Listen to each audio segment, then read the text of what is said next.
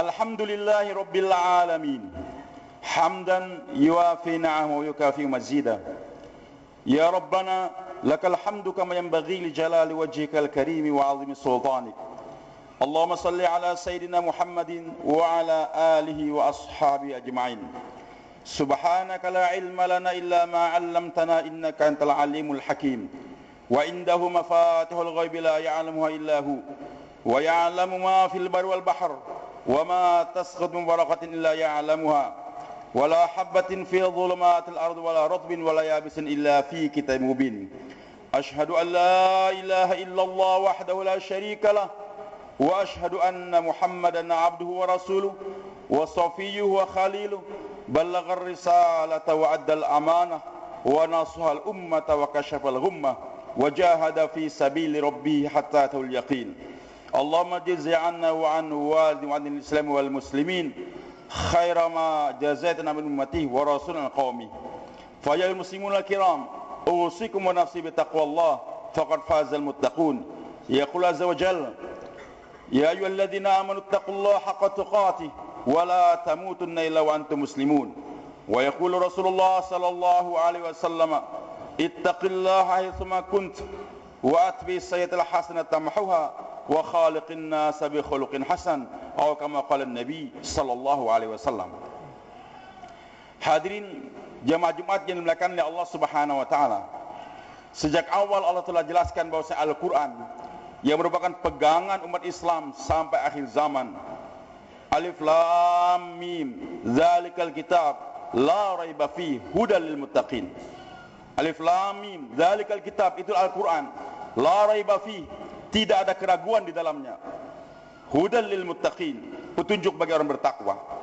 Hadirin jamaah Jumat yang dimuliakan Subhanahu wa taala, kekhususan daripada Al-Qur'an bahwasanya Al-Qur'an tidak ada keraguan di dalamnya, walaupun sebagian manusia masih meragukan sampai sekarang.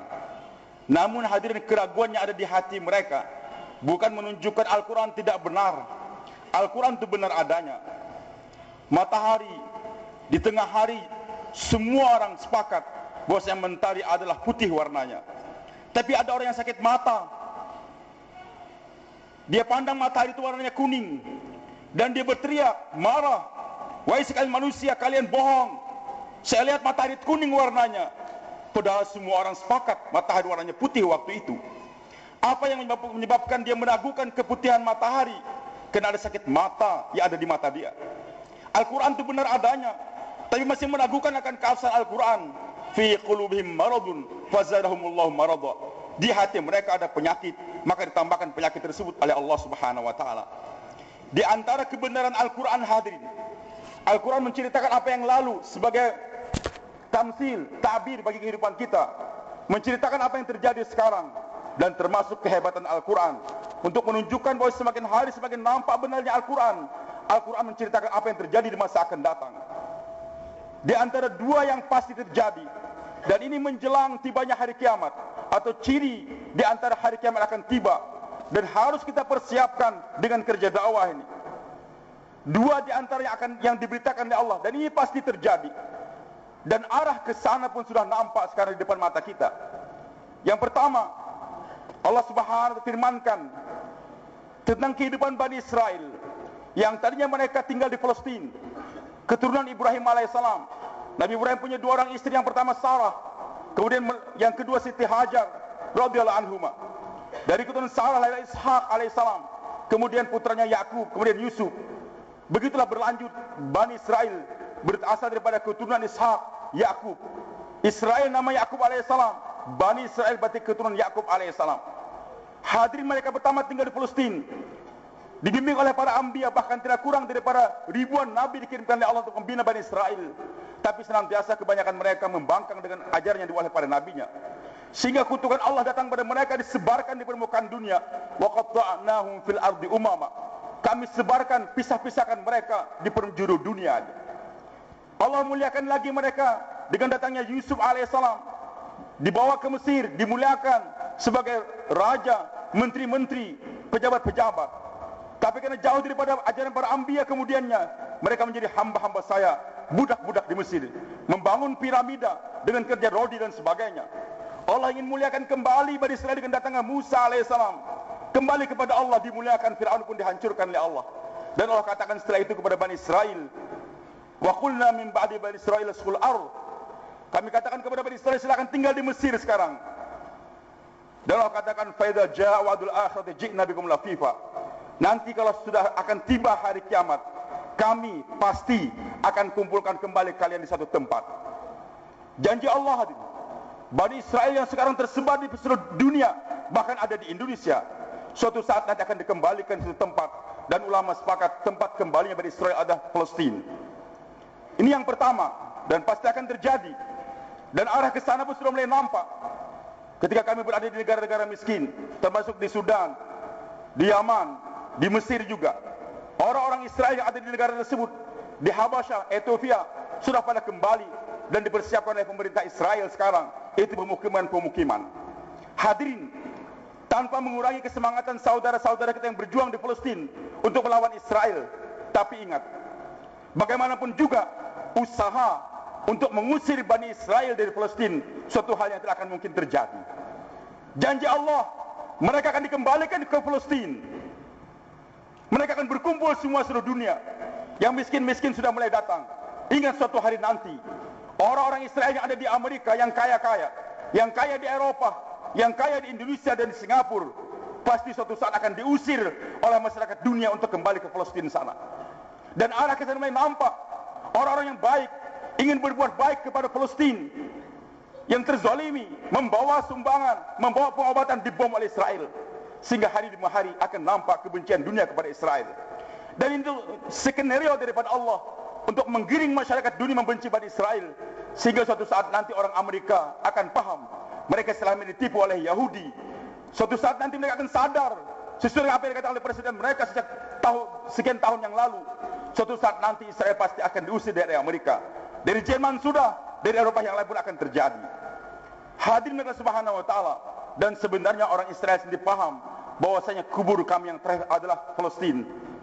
Dikembalikan ke sana bukan untuk dimuliakan, tapi sebagai kuburan massal bagi mereka suatu saat nanti. Janji yang kedua ini pasti terjadi. Allah sudah ingatkan ketika makar orang Yahudi terhadap Nabi Isa alaihissalam. Mereka berbuat makar ingin membunuh Nabi Isa alaihissalam. Dan mereka katakan, Inna qatalna Masih ibn Rasulullah. Kami yang telah membunuh Isa alaihissalam. Tapi Allah katakan, wa ma salabuh wa ma qataluh.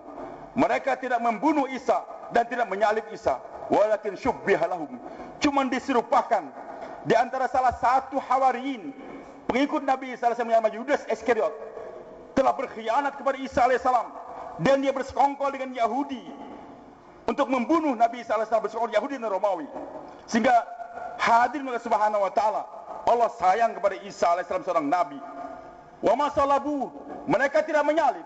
Wa ma qataluhu wa ma salabuh, mereka tidak membunuh dan tidak juga menyalib Isa alaihissalam, walakin syubbiha lahum.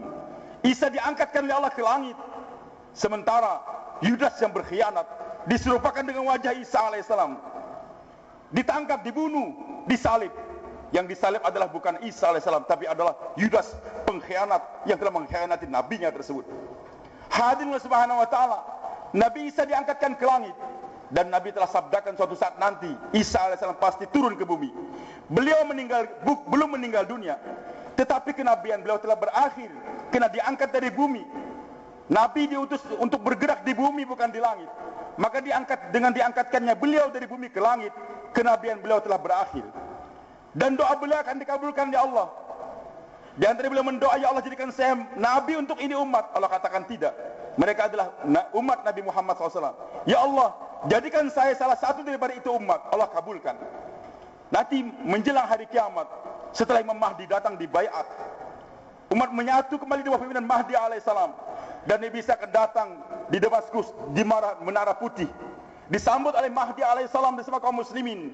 Ketika tiba salat asar, Imam Mahdi mempersilakan Nabi Isa untuk jadi imam. Beliau katakan tidak. Saya adalah umat daripada umat Nabi Muhammad SAW. Kamu yang jadi imam. Hadirin Subhanahu wa taala, tugas Nabi Isa alaihissalam nanti ke dunia mengumumkan 3 perkara, kata Rasulullah. Dalam hadis yang sahih Nabi sabdakan demikian. Yang pertama, Nabi Isa akan mengiklankan di masyarakat dunia, aku bukan anak Tuhan, tapi aku adalah Rasulullah dan sekarang aku menjadi umat daripada umat Nabi Muhammad sallallahu alaihi wasallam. Maka setelah diiklankannya yang demikian, Allah menceritakan dalam Al-Quran surah An-Nisa ayat 159, wa min ahlil kitab illa la yu'minu bi qabla mautih. Tidak ada satu orang pun ahli kitab, para mufassirin menjelaskan, yaitu orang Nasrani. Tidak ada satu orang pun yang Nasrani di dunia kecuali beriman kepada Isa alaihissalam. Janji Allah, semua Yahudi akan dikembalikan ke Palestina, dan semua orang Nasrani akan mengucapkan syahadah masuk Islam semuanya. Tidak ada satu orang Nasrani pun akan tinggal di permukaan dunia ini, dan tidak ada satu orang Yahudi pun yang berkeliaran di permukaan dunia. Semua kembali ke Palestina, dan ini pasti terjadi. Arah ke sana pun sudah mulai nampak. Kemudian yang kedua, Nabi Isa mengiklankan, tugas yang kedua adalah Nabi Isa akan memotong semua salib-salib di gereja-gereja. Tugas yang ketiga, membunuh semua babi yang ada di dunia ini. 3 hadirin tugas Nabi Isa alaihissalam. Yang pertama, mengumumkan saya bukan anak Tuhan, tapi saya adalah Rasulullah dan saya sekarang umat Nabi Muhammad SAW. Yang kedua, akan memotong semua salib di permukaan dunia. Dan yang ketiga, akan membunuh semua babi-babi di permukaan dunia ini. Berat tugas Nabi Isa alaihissalam untuk mengumumkan kepada seluruh masyarakat Nasrani di permukaan dunia. Padahal waktu itu alat-alat canggih sudah tidak ada lagi, bahan bakar sudah habis. Capek Nabi Isa kalau keliling dunia untuk berdakwah. Yang kedua, bagaimana capeknya beliau untuk memotong semua salib gereja-gereja di permukaan dunia ini. Dan bagaimana capeknya untuk pergi ke Papua sana untuk membunuh babi-babi yang ada di sana. Hadirin, inilah hubungannya dengan gerak dakwah yang kita kerjakan sekarang. Nanti Nabi Isa akan datang dengan seiring gerak jamaah yang bergerak sekarang di permukaan dunia ini. Sebelum datangnya Nabi Isa alaihissalam, banyak masyarakat Nasrani akan masuk agama Islam berbondong-bondong. Alhamdulillah hadirin, sejak tahun 1926 dimulainya ini gerak dakwah kembali secara istimai. 1936 bergerak, mulai masuk ke Saudi Arabia, orang haji mulai berdakwah. Alhamdulillah, Eropa sekarang mulai berubah, Amerika telah mulai berubah. 4.000 masjid sudah ada di Perancis, bahkan 400 gereja diantaranya sudah jadi masjid. Kami heran ketika kami sholat di bulan Ramadan di Jepang, bergerak 45 hari di sana. Ternyata sudah lebih 300 masjid ada di Jepang.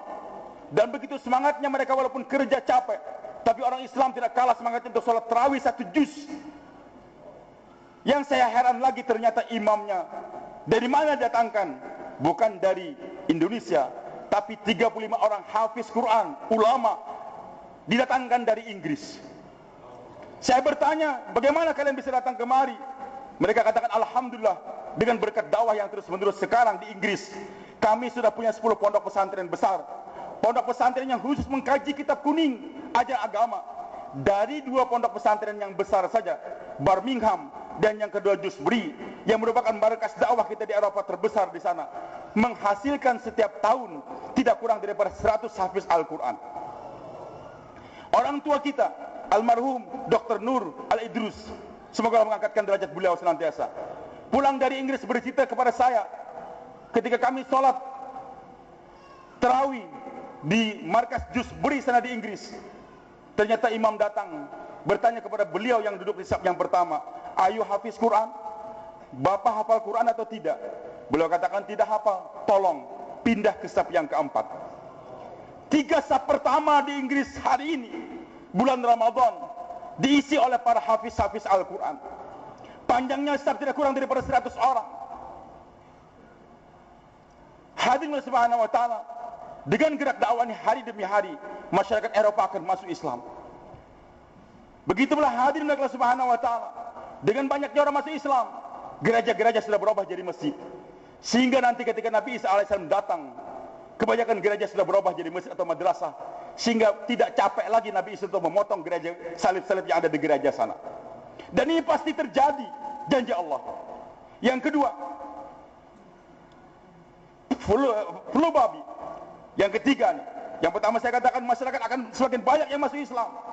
Dan yang kedua tadi, gereja-gereja akan semakin berubah menjadi masjid dan madrasah, sehingga tidak capek Nabi Isa untuk memotong itu salib-salib. Yang ketiga, kalau umur kita panjang akan melihat nanti flu babi atau flu burung akan semakin merebak, sehingga nanti akan ada pembantaian habis-habisan babi di permukaan dunia. Bukan orang Islam saja yang membantai.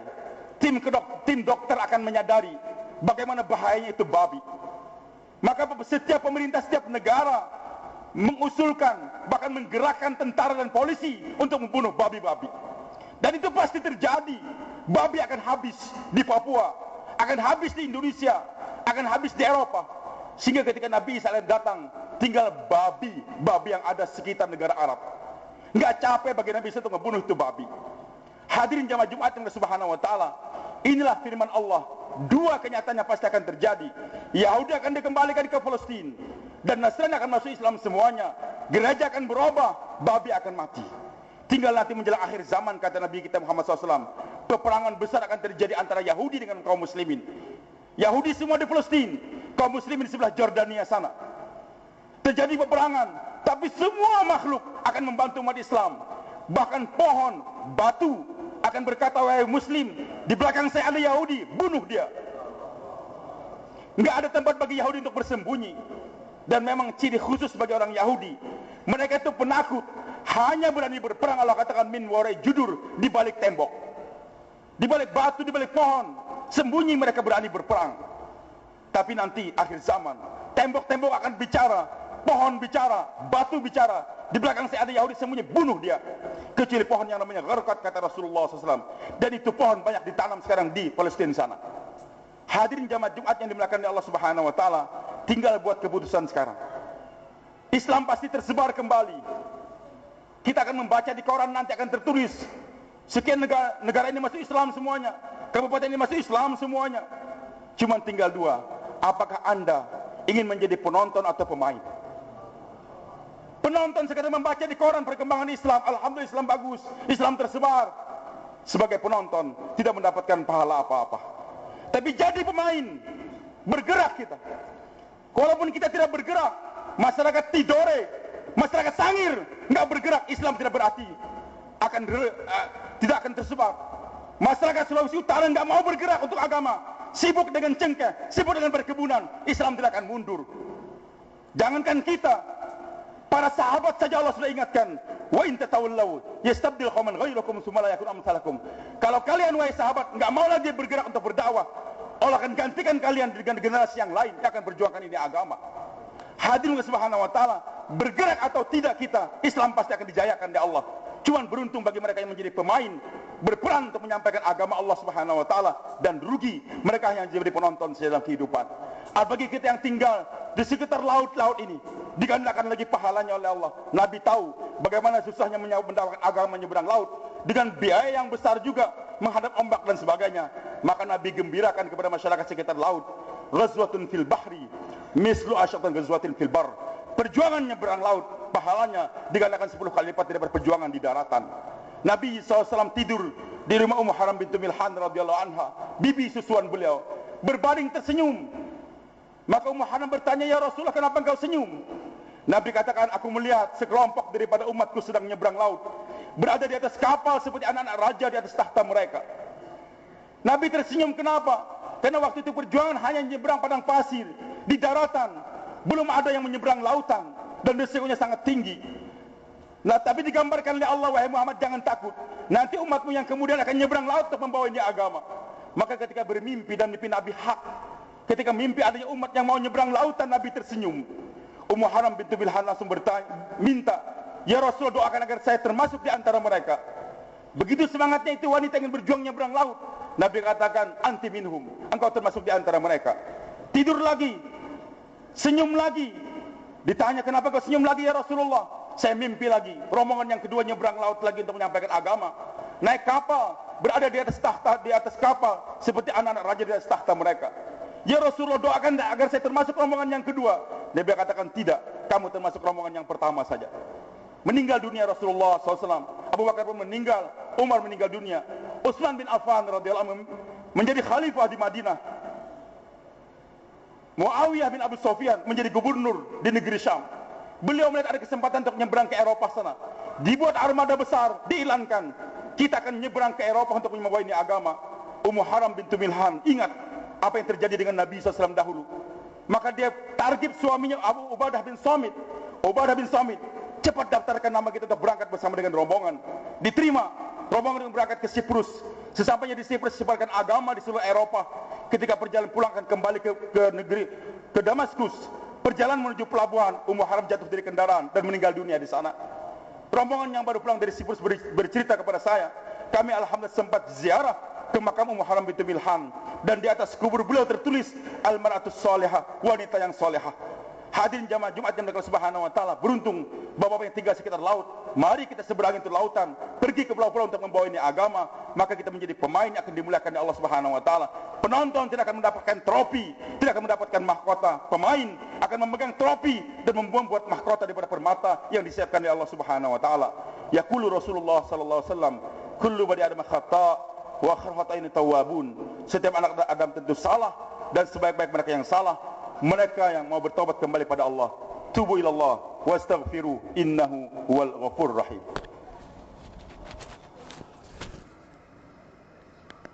Alhamdulillah wahda la syarika lah wa la na'budu illa iyyah, wassalatu wassalamu ala man la nabiyya ba'da, sayyidina Muhammad ibn Abdullah wa ala alihi wa man sara bihuda. Asyhadu an la ilaha illallah wahdahu la syarika lah wa asyhadu anna Muhammadan abduhu wa rasuluh wa safiyyuhu wa khaliluh, ballagha risalata wa adal amanah wa nasal ummata wa kashafal gummah. Usikum sanatan bi taqwallah faqad fazal muttaqun. Yaqul azza wa jalla wa may yuti' Allah wa rasulahu wa yakhsha Allah wa yattaqi fa ulaika humul faizun. Wa yaqulu Rasulullah sallallahu alaihi wasallam, yaqul azza wa jalla inni la ahammu bi ahli al-ardi 'adzaban fa idza nazarat al-umar buyuti wal mustaghfirin bil ashar wal mutahabbina fiyya saraftu anhum al-'adzaba. Atau kama qala Nabi sallallahu alaihi wasallam fi ma yaru an Nabi azza wa jalla, wa alamu anna Allah amarakum bi amrin bada fi bi nafsi wa sanna bi malaikati wa thalatha minal muslimun, yaqulu azza wa jalla mukhbiran wa amiran inna Allah wa malaikatahu yusalluna 'alan nabi ya ayyuhalladzina amanu sallu 'alaihi wa sallimu taslima. Allahumma salli ala sayyidina Muhammad wa ala ali sayyidina Muhammad kama sallaita ala sayyidina Ibrahim wa ala ali sayyidina Ibrahim wa barik ala sayyidina Muhammad wa ala ali sayyidina Muhammad kama barakta ala sayyidina Ibrahim wa ala ali sayyidina Ibrahim fil alamin innaka Hamidum Majid. Wallahu anil khulafa'ir rasyidin mahdiyyin Abi Bakr wa Umar wa Uthman wa Ali wa an baqiyatis sahabati Rasulillahi ajma'in. Allahumma ighfir lil muslimina wal muslimat wal mu'minina wal mu'minat al ahya minhum wal amwat innaka sami'un qaribun mujibud da'awat. Rabbana ighfir lana wa li ikhwanina alladhina sabaquna bil iman wa la taj'al fi qulubina ghillan lil ladzina amanu rabbana innaka ra'ufur rahim. Allahumma anzil hidayatika wa rahmatika wa barakatika ala dil balad buldal muslimin. Allahumma istakhdimna wa istakhdim rijalahum lil khidmati hadzal din du'atan ila dinika fi masyarik al magharibiha waj'al nisa'ana wa nisa'u mutahajjiban mutanaqqiban ghayr mutabarrijat waj'alhunna ka nisa'i sahabah waj'al awladan awladahum minas salihin waj'al al qur'ani hafadha. Allahumma inna nas'aluka al-huda wat-tuqa wal-afafa wal-ghina. Allahumma inna na'udzubika min jahdil bala wa darqi asy-syaqa wa su'il qada wa syamatatil a'da. Rabbana hab lana min azwajina wa dhurriyyatina qurrata a'yun waj'alna lil muttaqina imama. Rabbana atina fid dunya hasanah wa fil akhirati hasanah wa qina adzabannar. Ibadallah, innallaha ya'muru bil 'adli wal ihsani wa ita'i dzil qurba wa yanha 'anil fahsya'i wal munkari wal baghi ya'idzukum la'allakum tadhakkarun wa aqimus shalah.